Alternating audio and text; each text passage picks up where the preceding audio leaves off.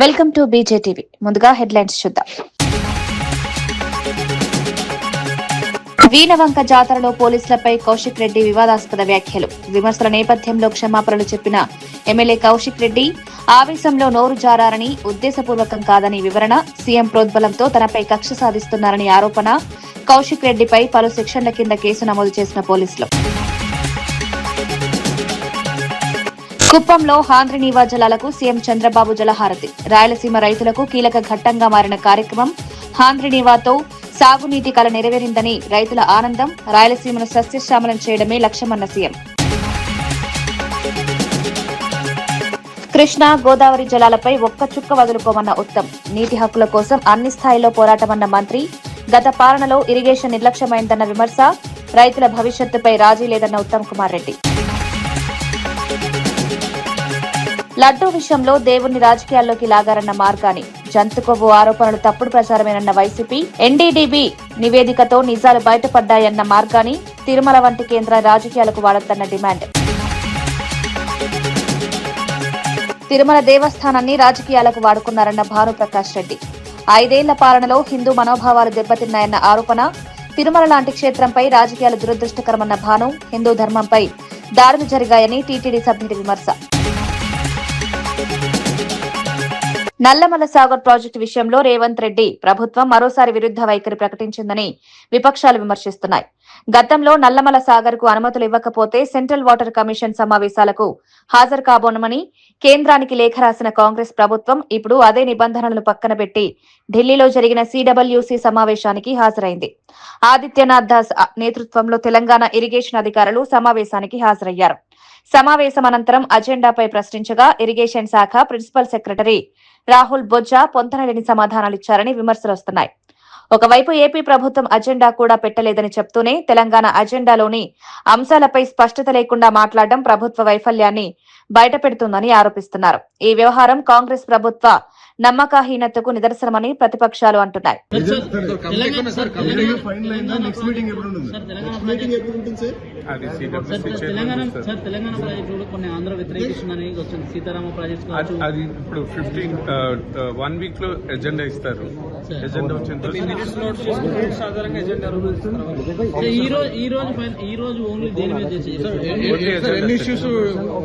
ఎన్ని ఎజెండాలు ఉన్నాయి చెప్పండి. తెలంగాణ నుంచి ఎన్ని ఉన్నాయి?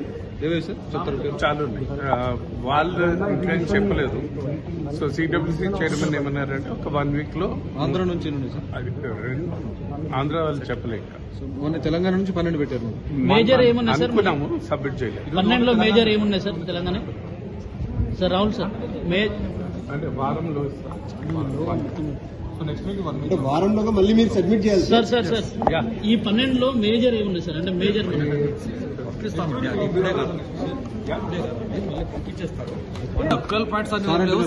స్పెసిఫిక్ గానే కాదు, అవి తయారు చేసి పంపిస్తారు. వీటిలో any major issue sir? Any major sir? Palamuru state issues will be put రండి, not any specific. All interested Polavaram Nallamala Sagar కూడా వస్తుంది కదా, వస్తుందంటే వాళ్ళు పెడితే we are not accepting. Okay, Nallamala Sagar పెడితే వీఆర్ నాట్ యాక్సెప్టింగ్. తిరుపతిలో టీటీడీ బోర్డు సభ్యుడు భానుప్రకాష్ రెడ్డి తీవ్ర వ్యాఖ్యలు చేశారు. 2019 నుంచి 24 వరకు తిరుమల తిరుపతి దేవస్థానాన్ని జగన్ దేవస్థానంగా మార్చారని ఆయన ఆరోపించారు. 5 ఏళ్ల పాలనలో కోట్లాది భక్తుల మనోభావాలు దెబ్బతిన్నాయని విమర్శించారు. హిందూ సాంప్రదాయాలకు విరుద్ధంగా వ్యవహరించారని, దేశవ్యాప్తంగా వందలాది దేవాలయాలపై దాడులు జరిగాయని ఆరోపణలు చేశారు. విగ్రహాల చెవి, ముక్కు, గొంతు భాగాలను ధ్వంసం చేశారని, ఇది హిందూ ధర్మంపై జరిగిన దాడిగా అభివర్ణించారు. ఒక హిందూ వ్యతిరేక ముఖ్యమంత్రి కోట్లాది మంది హిందువుల విశ్వాసాలను అవమానించాడని వ్యాఖ్యానించారు. తిరుమల లాంటి పవిత్ర క్షేత్రాన్ని రాజకీయాలకు వాడుకోవడం అత్యంత దురదృష్టకరమని, భవిష్యత్తులో ఇలాంటి పరిస్థితులు పునరావృతం కాకూడదని అన్నారు. స్వామివారు క్షమించరు. ప్రజల ఆగ్రహంతో పాటు స్వామివారి ఆగ్రహం కారణంగా మీరు 11 స్థానాలకు పరిమితమైపోయారు. సిగ్గు లేకుండా నాకు ప్రతిపక్ష హోదా కావాలి, నాకు అపోజిషన్ లీడర్ స్టేటస్ కావాలని చెప్పి అడుక్కుంటున్నారు. అడుక్కుంటే వచ్చేది కాదు. జగన్మోహన్ రెడ్డి గారు ప్రజలు ఓటేస్తే వచ్చేది. స్వామివారి ఆగ్రహం జగన్మోహన్ రెడ్డి వైసీపీ వాళ్ళ పార్టీ మీద, అనుగ్రహం ఎన్డీఏ మీద. అనుగ్రహం మా మీద, ఆగ్రహం వాళ్ళ మీద. ఇలాంటి చిల్లర చేసులు చేస్తూ నిన్న మొన్న ఏదో మెట్లు గడిగారు, స్వామివారి మెట్లు గడిగారు. నాకు ఒక భక్తుడు ఫోన్ చేశాడు, బానన్న వీళ్ళు మెట్లు కాదు, ఆంధ్రప్రదేశ్లో రాష్ట్రంలో ఉన్నటువంటి భక్తులందరూ బాత్రూములు కడిగినా వారు చేసినటువంటి పాపాలు పోదు అన్నాడు. ఇది ఏదో భానుప్రకాషో బీజేపీనో మేము మాటలు కాదు, ప్రజల నుంచి వస్తున్నట్టు స్పందన. ప్రజలు చేదరించుకుంటున్నారు, మొఖాన ఉమ్మేస్తున్నారు. తగుదునమ్మా అని చెప్పి 15 రోజులకు ఒకసారి వచ్చేస్తాడు ఇక్కడి నుంచి ఒక నాయకుడు. ఆ పాత చొప్పియండి నల్లరాయిని కొడతా, పాత చొప్పియండి స్వామివారిని కొడతాను, కమిషన్లకి క్యార్ ఆఫ్ అడ్రస్గా నిలిచిన వ్యక్తి ఈరోజు స్వామివారి గురించి మాట్లాడతాడు. ఈరోజు మళ్ళీ నిన్న మాట్లాడినాడు, మళ్ళీ రేపు మాట్లాడతాడు చూడండి. ఎందుకంటే సాయంత్రం 4 గంటలకి మా చైర్మన్ గారిది ప్రెస్ మీట్ ఉంది, మళ్ళీ మాట్లాడతాడు ఈయన. ఏదైనా సరే కరుణాకర్ రెడ్డి గారు ఆధారాలతో మాట్లాడండి. మేమన్నీ ఆధారాలతో మాట్లాడుతున్నాం. క్లీన్ చిట్ ఎక్కడిచ్చిందయ్యా? అసలు నెయ్యే కాదంటుంటే స్వామివారికి నెయ్యి. నేను ఒకటే సూటిగా అడుగుతున్నా కరుణాకర్ రెడ్డి గారిని, ఆ చిన్న దొంగతనం అని చెప్పినటువంటి మహామేధావి మాజీ ముఖ్యమంత్రి గారు ఉన్నారు కదా, చిన్న దొంగతనం అని చెప్పి పరకమైన దొంగతనాన్ని చెప్పినటువంటి జగన్మోహన్ రెడ్డి గారిని కరుణాకర్. ల్యాండ్ టైటిలింగ్ యాక్ట్ అంశంపై వైసీపీ నేతలు ప్రభుత్వంపై తీవ్ర విమర్శలు గుప్పించారు. ఈ చట్టం గురించి ప్రభుత్వానికి అసలు అవగాహన లేదని, ప్రజలను గందరగోళానికి గురిచేస్తున్నారని ఆరోపించారు. రాబోయే రోజుల్లో ప్రతి నియోజకవర్గంలో 10,000 మంది జగన్ సైనికులను తయారు చేస్తామని ప్రకటించారు. సీఎస్ఆర్ నిధుల పేరుతో రూపాయి ఖర్చు చేసి 10 రూపాయలు దోచుకునే పరిస్థితి ఉందని విమర్శించారు. నాన్ ఫిషర్మ్యాన్ ప్యాకేజ్ విషయంలో ప్రభుత్వం మాట తప్పిందని, ₹1 కూడా ఇవ్వలేదన్నారు. 19 నెలలు గడిచినా కంటైనర్ టెర్మినల్ విషయంలో స్పష్టత లేదని, రాయలసీమ లిఫ్ట్ ఇరిగేషన్ ప్రాజెక్టుతో రైతులకు తీవ్ర అన్యాయం చేశారని విమర్శించారు. ఈ విధానాలతో ప్రజల్లో అసంతృప్తి పెరుగుతోందని, ప్రభుత్వానికి గుణపాఠం తప్పదని హెచ్చరించారు. విద్యుత్ కనెక్షన్లు, అవసరమైనటువంటి లైన్ల మార్పిడి, అన్ని రకాలైనటువంటి కార్యక్రమాలు చేపట్టడం జరిగింది. మత్స్యకారులకు సంబంధించి ఫిషింగ్ జెట్టి ఏర్పాటు చేయాలని 25 కోట్ల రూపాయలతో మీరు ఫిషింగ్ జెట్టి ఏర్పాటు చేయండి అని చెప్పి సిఎస్ఆర్ నిధుల కింద ఆ బాధ్యతను కూడా పోర్టు యాజమాన్యానికే అప్పచెప్పడం జరిగింది. వాళ్లే బాధ్యత తీసుకొని మేమే నిర్మించిస్తామని చెప్పి దానికి సంబంధించినటువంటి ప్లాన్లు మాత్రం ప్రభుత్వానికి పంపించి, ప్రభుత్వం దానికి ఓకే చేసిన తర్వాత ఆ పనులు ప్రారంభించారు. మరి పోర్టు యాజమాన్యం ఎందుకు అర్ధాంతరంగా ఆపివేసిందో, ఎవరు వాటిని అర్ధాంతరంగా ఆపివేశారో తెలియనటువంటి పరిస్థితి. అదేవిధంగా ఈరోజు ఒక వ్యత్యాసం, సిఎస్ఆర్ నిధులు అనేటువంటివి మా ప్రభుత్వంలో చాలా కంపెనీలు సిఎస్ఆర్ నిధులు ఇచ్చాయి. కానీ సిఎస్ఆర్ నిధులు అనేటువంటివి జిల్లా కలెక్టర్ ద్వారా లేదా ప్రభుత్వం ద్వారా మాత్రమే వాటిని వినియోగించేటువంటి అవకాశం ఉండే తప్ప సిఎస్ఆర్ నిధులు ఎక్కడా నేరుగా వాడేటువంటి వెసులుబాటు ఉండదు.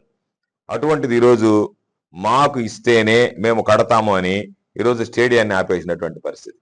మా హయాంలో ఆ విధంగా జరగలే. ఫిషింగ్ జెట్టీకి సంబంధించి ఆ బాధ్యత వాళ్ళకి అప్పచెప్పాం.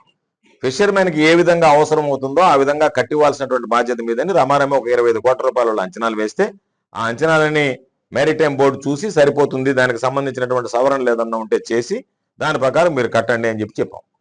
దానికి సంబంధించినటువంటి ప్రతి ఒక్కటి కూడా భవిష్యత్తులో మ్యారిటైమ్ బోర్డే చెక్ చేస్తామని కూడా చెప్పడం జరిగింది. అంటే సమ్మక్క సారలమ్మ జాతర సందర్భంగా జరిగిన సంఘటనల నేపథ్యంలో బీఆర్ఎస్ ఎమ్మెల్యే పాడి కౌశిక్ రెడ్డి పోలీసులకు క్షమాపణ చెప్పారు.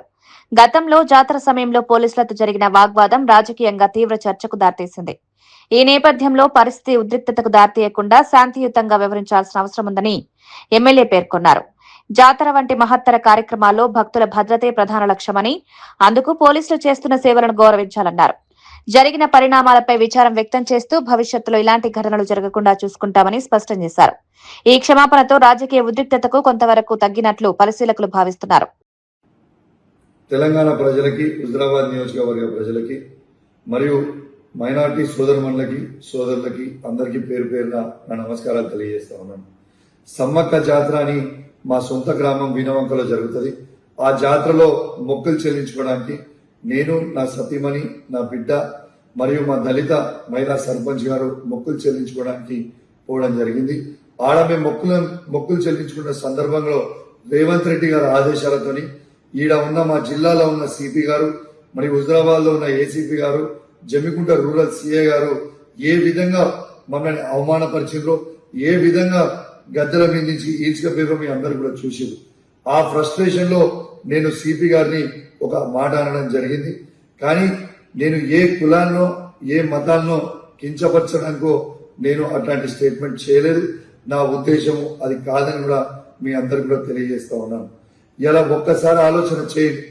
ఆ ఫ్రస్ట్రేషన్ లో, ఆ ప్రెషర్ లో, ఆ టార్చర్ లో నేను ఒక మాట స్లిప్ అయితే కావచ్చు, కానీ నేను వాళ్ళందరికీ కూడా దానివల్ల ఎవరికన్నా వాళ్ళ మనోభావాలు దెబ్బతింటే వాళ్ళని నేను పర్సనల్ గా అపాలజైజ్ చేస్తూ సెలవు తీసుకుంటా ఉన్నాను.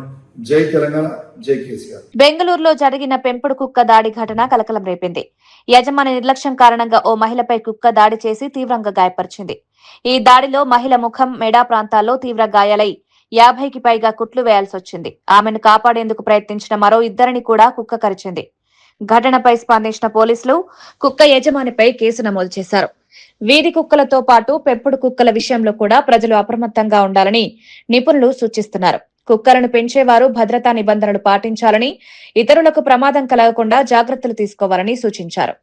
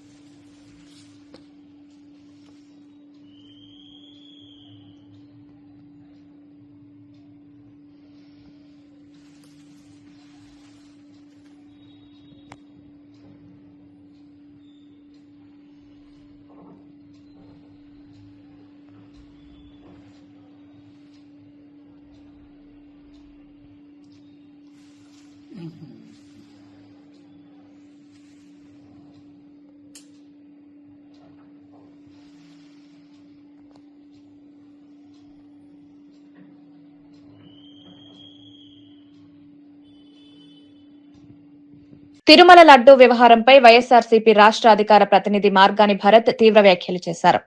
సీఎం చంద్రబాబు, లోకేష్, పవన్ కళ్యాణ్ కలిసి కలియుగ దైవమైన వెంకటేశ్వర స్వామిని రాజకీయాల్లోకి లాగారని ఆరోపించారు. పవిత్రమైన లడ్డూ ప్రసాదంలో జంతువుల కొవ్వు ఉందని తప్పుడు ఆరోపణలు చేసి కోట్లాది భక్తుల మనోభావాలను దెబ్బతీశారని మండిపడ్డారు.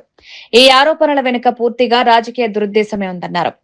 విచారణలో ఎన్డీడీబీ నివేదికలో జంతువుల కొవ్వు లేదని స్పష్టం తేలిందని గుర్తు చేశారు. అయినప్పటికీ చంద్రబాబు ఏ ఆధారాలతో ఇటువంటి ఆరోపణలు చేశారో ప్రజలకు సమాధానం చెప్పాలని డిమాండ్ చేశారు. తిరుమల వంటి పవిత్రమైన ధార్మిక కేంద్రాన్ని రాజకీయ లబ్ధి కోసం వాడుకోవడం దుర్మార్గమని వ్యాఖ్యానించారు. దేవాలయాలను రాజకీయాలకు దూరంగా ఉంచాలని, భక్తుల విశ్వాసాన్ని కాపాడాల్సిన బాధ్యత ప్రభుత్వంపై ఉందన్నారు. దాంట్లో చాలా స్పష్టంగా ఈరోజు ఆధారాలు బయట పెట్టాం. పంది మాంసం ఉందని, అదే విధంగా బీఫ్ ఫ్యాట్ ఉందని, ఫిష్ ఆయిల్ చేప ఉందని చాలా స్పష్టంగా రిపోర్ట్ లో వచ్చింది. చంద్రబాబు నాయుడు గారు ఎవరు ఆధారాలతో చెప్తారు. అందుకే నేను చెప్పాను, ఈ రోజు ఆధారాలు మేము బయట పెట్టాం. ఈయన ఏం చెప్తున్నాడు? పంది ఫ్యాట్ ఉంది, చేప నూనె ఉంది, బీఫ్ ఫ్యాట్ ఉంది అని చెప్పేసి ఈయన చెప్తా ఉన్నాడు. ఎన్డీటీబీ రిపోర్ట్స్ ఏం చెప్తున్నాయి? సిట్ ఇచ్చిన రిపోర్ట్స్ ఏంటి? సిబిఐ ఇచ్చిన రిపోర్ట్స్ ఏంటండి?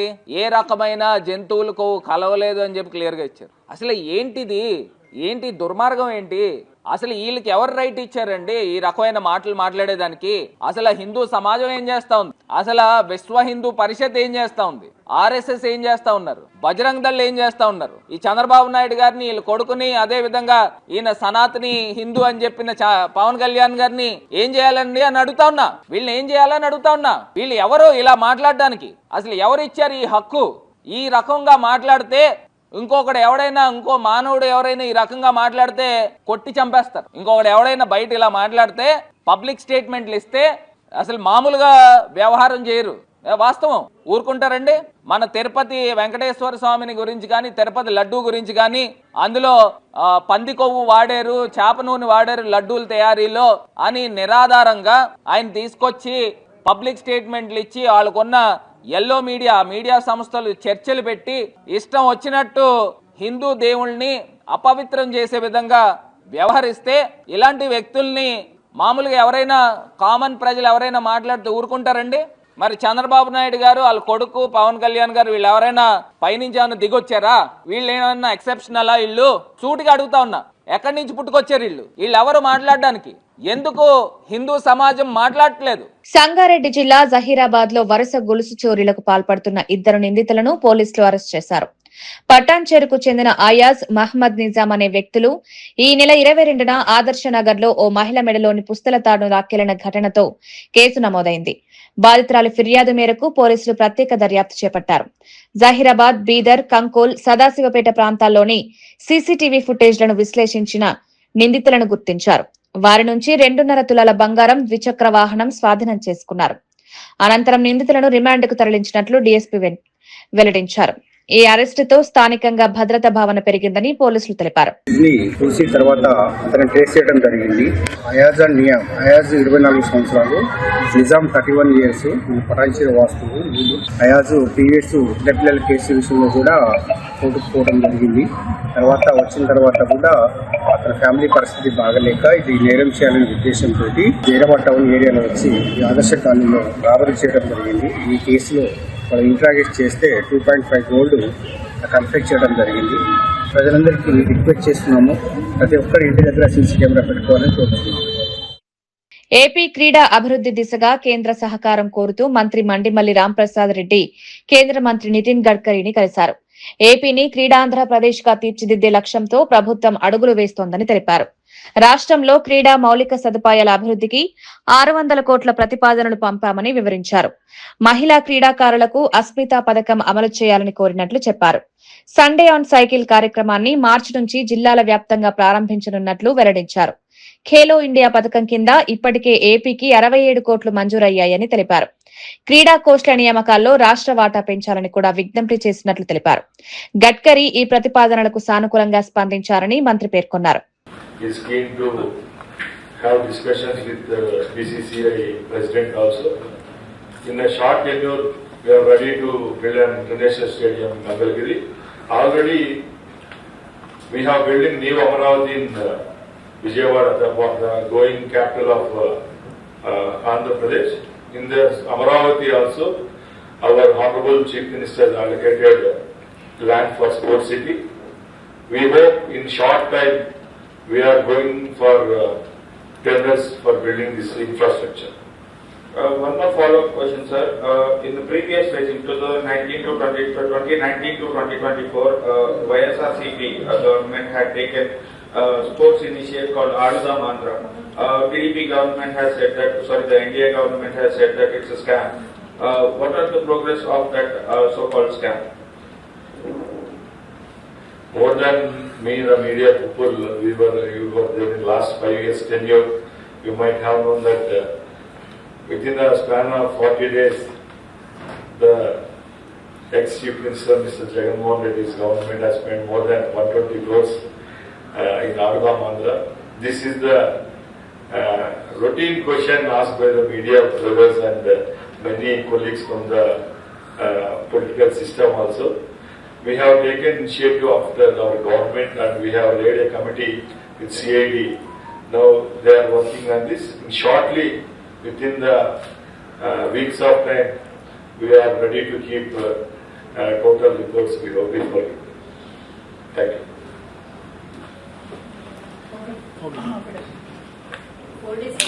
దీని మీద ఆర్కే రోజు కూడా కొంత కీలక వ్యాఖ్య చేశారు. We are again the question. 4 days కిందట అంటే ఆడదాం ఏదైతే ఉందో దీని మీద కూడా కొంత కీలక వ్యాఖ్యలు చేసింది. అసలు ఇప్పటి వరకు కూడా ఎంతో ప్రభుత్వం ఆ మీద విమర్శలు చేసింది కానీ ఎట్లాంటి యాక్షన్ తీసుకోలేదు అన్నటువంటిది. నేను ఒకటే చెప్తున్నానండి, మున్సిపాలిటీల్లో వ్యర్థాల నిర్వహణ, తాగునీరు, వీధి దీపాలపై ప్రత్యేక దృష్టి సారించాలని మంత్రి నారాయణ అధికారులను ఆదేశించారు.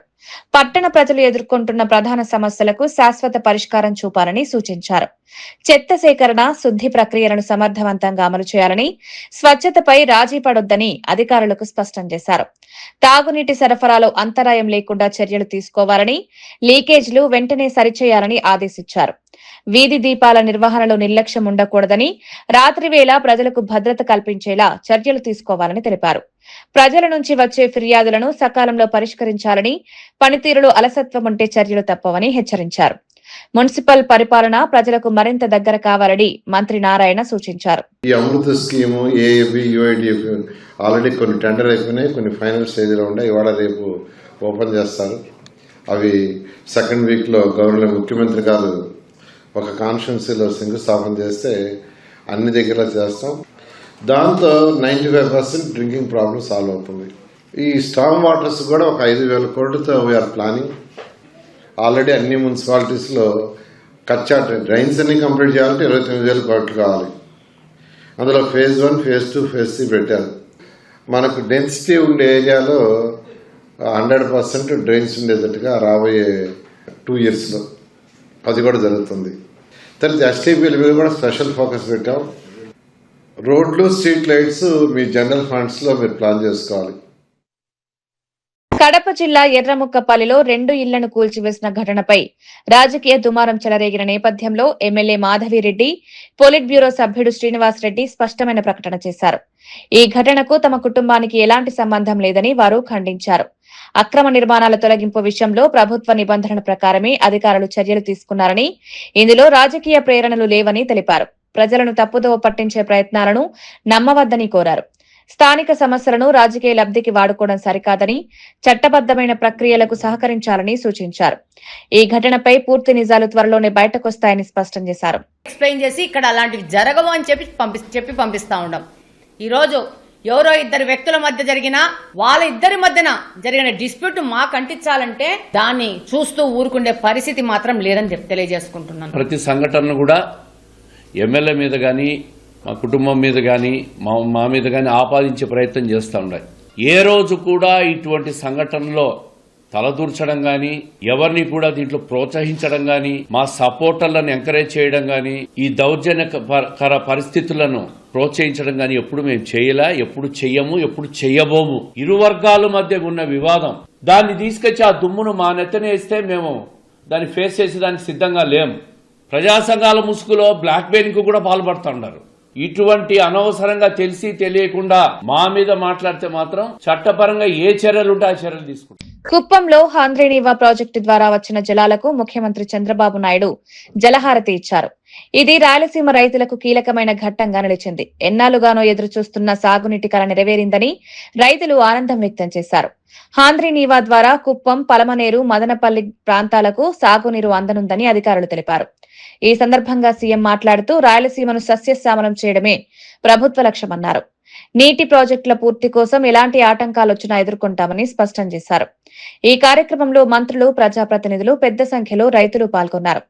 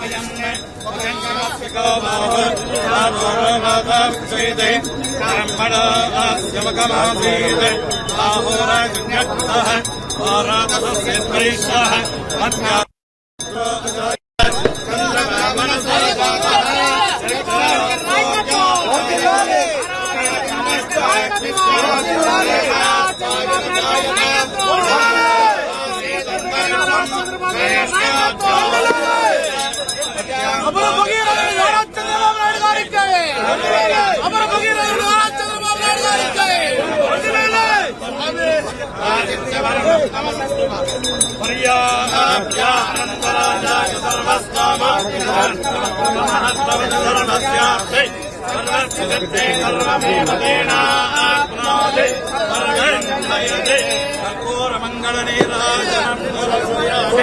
జై గంగా భవానీకి, గంగా భవానీకి, కృష్ణవేణమ్మకు. రాజకీయ విమర్శల నేపథ్యంలో వైసీపీ నేత నాగార్జున యాదవ్ తీవ్ర స్థాయిలో స్పందించారు. కిరణ్ రాయల్ చేసిన వ్యాఖ్యలను తీవ్రంగా ఖండిస్తూ ఆయన స్థాయి ఏంటో ముందుగా తెలుసుకోవాలని విమర్శించారు. ఛార్జ్ షీట్ కు సోషల్ మీడియా వ్యాఖ్యలకు తేడా తెలియని వ్యక్తి రాజకీయాలు మాట్లాడడం హాస్యాస్పదమన్నారు. వైసీపీ నేతలపై చేసే ఆరోపణలకు తగిన ఆధారాలు చూపించాలని సవాల్ విసిరారు. రాజకీయాల్లో విమర్శలు సహజమే అయినా వ్యక్తిగత దూషణలు హద్దులు దాటుతున్నాయని ఆగ్రహం వ్యక్తం చేశారు. ప్రజలు ఇలాంటి మాటలను గమనిస్తున్నారని, తగిన సమయంలో తగిన గుణపాఠం చెప్తారని అన్నారు. చాట్జీపీటీ అది చెప్పింది కాబట్టి వైసీపీ గొర్రెలారా నిరక్షరాస్యులారా వినండి అని అంటావే, నువ్వే ఒక పెద్ద కొండ గొర్రె. నీ కామసేన పార్టీనే నిన్ను వెలివేసిందంటే నీ బతుకేంటో అర్థమవుతుంది. నువ్వు వైఎస్ఆర్ కాంగ్రెస్ పార్టీ శ్రేణుల పైన, వైఎస్ఆర్ కాంగ్రెస్ పార్టీలో మాజీ మంత్రిగా పనిచేసినటువంటి రోజా సెల్వమణి గారు ఒక మహిళ పైన నువ్వు మాట్లాడేటువంటి మాటలుంటే అసలు నీకు అక్కా చెల్లెళ్ళు ఉన్నారా? మహిళలంటే మీ పార్టీకి కానీ నీకు కానీ ఏమైనా గౌరవం ఉందా? అసలు నీ స్థాయిని నువ్వేమ విధంగా భావిస్తున్నావని మాకు అర్థం కావట్లా. ఈరోజు రాష్ట్రంలో అత్యంత కీలకమైనటువంటి ఒక ఆరోపణ మా పైన చేసినప్పుడు భారతదేశంలో అత్యున్నతమైన విచారణ సంస్థ అయినటువంటి సిబిఐ గాని, ప్రఖ్యాత సంస్థలైనటువంటి ఎన్డీడీబీ గాని, గుజరాత్ లో ఉన్నటువంటి ఎన్డీడీబీ గాని, హర్యానాలో ఉన్నటువంటి ఎన్డీఆర్ఏ సంస్థ గాని, తిరుమల తిరుపతి దేవస్థానం తయారు చేసేటువంటి లడ్డూ ప్రసాదం, శ్రీశైలంలో ఉన్న బ్రాహ్మణ సత్రం ప్రహారీ గోడను కూల్చివేయడంపై మాజీ ఎమ్మెల్యే శిల్పా చక్రపాణి రెడ్డి తీవ్ర ఆరోపణలు చేశారు. నోటీసులు ఇవ్వకుండా ఎమ్మెల్యే ప్రోద్బలంతో ఈ కూల్చివేత జరిగిందని విమర్శించారు. భక్తులకు వసతి, అన్నదానం అందించే ఉద్దేశంతో నిర్మించిన ఈ సత్రం హిందూ ధర్మ సేవకు ప్రతీకగా నిలిచిందన్నారు. దేవాలయాలను, హిందూ ధర్మాన్ని రక్షిస్తామని చెప్పే కూటమి ప్రభుత్వం ఇలాంటి చర్యలకు పాల్పడడం దుర్మార్గమన్నారు. బ్రాహ్మణులకు మాత్రమే కాకుండా అన్ని వర్గాల భక్తులకు ఈ సత్రం ఉపయోగపడుతుందని గుర్తు చేశారు. దురుద్దేశపూర్వకంగా జరిగిన ఈ కూల్చివేతపై న్యాయ పోరాటం చేస్తామని హెచ్చరించారు. ఈ నరసింహారెడ్డి గారు మిగతా భాగాన్ని మీరు కూడా నిర్మించుకోండి అని చెప్పి ఆ రోజు పర్మిషన్లు ఇస్తే ఈ బ్రాహ్మణ సత్రం సంబంధించినటువంటి వాళ్ళందరూ కలిసి దాతల సహకారంతో దాన్ని నిర్మించుకోవడం జరిగింది. ప్రహరీ గోడను నిర్మించుకోవడం జరిగింది. ఈ ప్రహరీ గోడను దుర్మార్గంగా ఒక నోటీసు లేకుండా, ఇది ఎమ్మెల్యే ఆధ్వర్యంలో, నిన్న ఎమ్మెల్యే గారు అక్కడనే ఉండటం, ఈ చంద్రశేఖర్ రెడ్డిని ఏసీ గారు స్వయాన ఎమ్మెల్యే గారు వేయించుకున్నటువంటి వ్యక్తి చంద్రశేఖర్ రెడ్డి గారు. ఇది ఈవో గారి పర్మిషన్ లేకుండా, నోటీసు లేకుండా కరవైన సత్రం సంబంధించినటువంటి వాళ్లకు ఎక్కడ కానీ నోటీసు ఇవ్వకుండా దుర్మార్గంగా ఎమ్మెల్యే ఉండగానే, ఎమ్మెల్యే అనుమతులతోనే, ఎమ్మెల్యే గారి ప్రోద్బలంతోనే అక్కడ నిన్న 6:30-7 గంటలకు ప్రొక్లైన్ల ద్వారా ఈ ప్రహరీ గోడను కూల్చడం జరిగింది. నేను అడుగుతా ఉన్నా, సనాతన ధర్మం అని చెప్పే పవన్ కళ్యాణ్ గారు, మేము దేవాలయాలను రక్షిస్తాం, ఎక్కడ లేనటువంటి జగన్మోహన్ రెడ్డి గారు పాలనలో దేవాలయాలన్నీ నాశనమయ్యాయి, మేమేదో రక్షిస్తామని చెప్పినటువంటి పెద్ద మనుషులు ఇదేనా మీరు రక్షించడం? బ్రాహ్మణులకు ఉన్నటువంటి ఒక సత్రాన్ని కూలగొట్టడమేనా అని మేము ప్రశ్నిస్తా ఉన్నాం. దీన్ని తీవ్రంగా వ్యతిరేకిస్తా ఉన్నాం. దీన్ని తీవ్రంగా కృష్ణా, గోదావరి నదీ జలాల విషయంలో తెలంగాణ ప్రభుత్వం ఒక్క చుక్క నీటిని వదులుకోదని మంత్రి ఉత్తమ్ కుమార్ రెడ్డి స్పష్టం చేశారు. తెలంగాణ రాష్ట్రం ఏర్పడినప్పటి నుంచే నీటి హక్కుల కోసం పోరాటం కొనసాగుతోందన్నారు. గత బీఆర్ఎస్ ప్రభుత్వ హయాంలో ఇరిగేషన్ రంగాన్ని పూర్తిగా నిర్లక్ష్యం చేశారని విమర్శించారు. కోట్ల రూపాయలు ఖర్చు చేసినా 1 ఎకరానికి కూడా సరైన నీరు అందలేదన్నారు. అవసరమైతే న్యాయ పోరాటానికి వెళ్తామని స్పష్టం చేశారు. రైతుల భవిష్యత్తు నీటితోనే ముడిపడి ఉందని, అందుకే ఈ అంశంపై రాజీ పడేది లేదన్నారు. ప్రమాదకర పరిస్థితిలో ఉందో స్పష్టంగా కేంద్ర ప్రభుత్వం పార్లమెంట్ లో లిఖిత పూర్వకంగా జవాబు ఇవ్వడం జరిగింది. కృష్ణా జలాలపై అదేవిధంగా గోదావరి నదీ జలాలపై ఒక్క చుక్క నీరు కూడా వదులుకోము. ఈ విషయంలో తెలంగాణ ప్రజలకి రైతులకి స్పష్టంగా తెలియజేస్తున్నాం. మేము వచ్చిన తర్వాతనే డిసెంబర్ 7, 2023 ముఖ్యమంత్రి రేవంత్ రెడ్డి గారు, ఉప ముఖ్యమంత్రి భట్టి గారు, నేను ఇరిగేషన్ మంత్రిగా ప్రమాణ స్వీకారం చేసిన తర్వాత తెలంగాణలో కాంగ్రెస్ ప్రభుత్వం వచ్చిన తర్వాతనే కృష్ణా గోదావరి నదీ జలాల విషయంలో మరి తెలంగాణ నీటి హక్కును కాపాడుకోవడానికి మేము సర్వశక్తులొడ్డించి పోరాడుతున్నాం. ఒక్క నీటి చుక్క కూడా వదులుకోవడానికి మేము సిద్ధంగా లేము. ఏ పోరాటానికైనా సిద్ధము. ఆంధ్రప్రదేశ్ ప్రభుత్వంపై అన్ని ఫోరంలలో మరి మన నీటి హక్కులు కాపాడుకోవడానికి మనం పోరాటం చేస్తున్నాం. కేంద్ర ప్రభుత్వం దగ్గర, న్యాయ వ్యవస్థలో, ట్రిబ్యునల్లో, సుప్రీంకోర్టులో మీరు చేసిన బీఆర్ఎస్ ప్రభుత్వంలో చేసిన పొరపాట్లని సరిదిద్దుకుంటూ తెలంగాణ హక్కులని కాపాడుతున్నాం. వార్తలు ముగించే ముందు ముఖ్యాంశాలు మరోసారి. వీణవంక జాతరలో పోలీసులపై కౌశిక్ రెడ్డి వివాదాస్పద వ్యాఖ్యలు. విమర్శల నేపథ్యంలో క్షమాపణలు చెప్పిన ఎమ్మెల్యే కౌశిక్ రెడ్డి ఆవేశంలో నోరు జారారని, ఉద్దేశపూర్వకం కాదని వివరణ. సీఎం ప్రోద్బలంతో తనపై కక్ష సాధిస్తున్నారని ఆరోపణ. కౌశిక్ రెడ్డిపై పలు సెక్షన్ల కింద కేసు నమోదు చేసిన పోలీసులు. కుప్పంలో హాంద్రినీవా జలాలకు సీఎం చంద్రబాబు జలహారతి. రాయలసీమ రైతులకు కీలక ఘట్టంగా మారిన కార్యక్రమం. హాంద్రినీవాతో సాగునీటి కల నెరవేరిందని రైతుల ఆనందం. రాయలసీమను సస్యశ్యామలం చేయడమే లక్ష్యమన్న సీఎం. కృష్ణా గోదావరి జలాలపై ఒక్క చుక్క వదులుకోమన్న ఉత్తమ్. నీటి హక్కుల కోసం అన్ని స్థాయిల్లో పోరాటమన్న మంత్రి. గత పాలనలో ఇరిగేషన్ నిర్లక్ష్యమైందన్న విమర్శ. రైతుల భవిష్యత్తుపై రాజీ లేదన్న ఉత్తమ్ కుమార్ రెడ్డి. లడ్డూ విషయంలో దేవుణ్ణి రాజకీయాల్లోకి లాగారన్న మార్గాని. జంతుకొవ్వు ఆరోపణలు తప్పుడు ప్రచారమేనన్న వైసీపీ. ఎన్డీడీబీ నివేదికతో నిజాలు బయటపడ్డాయన్న మార్గాని. తిరుమల వంటి కేంద్ర రాజకీయాలకు వాడొద్దన్న డిమాండ్. తిరుమల దేవస్థానాన్ని రాజకీయాలకు వాడుకున్నారన్న భానుప్రకాష్ రెడ్డి. 5 ఏళ్ల పాలనలో హిందూ మనోభావాలు దెబ్బతిన్నాయన్న ఆరోపణ. తిరుమల లాంటి క్షేత్రంపై రాజకీయాలు దురదృష్టకరమన్న భాను. హిందూ ధర్మంపై దాడులు జరిగాయని టీటీడీ సభ్యుడి విమర్శ. ఇవి ఈనాటి వార్తా విశేషాలు. మరో బులెటిన్లో మళ్ళీ కలుద్దాం. నమస్కారం.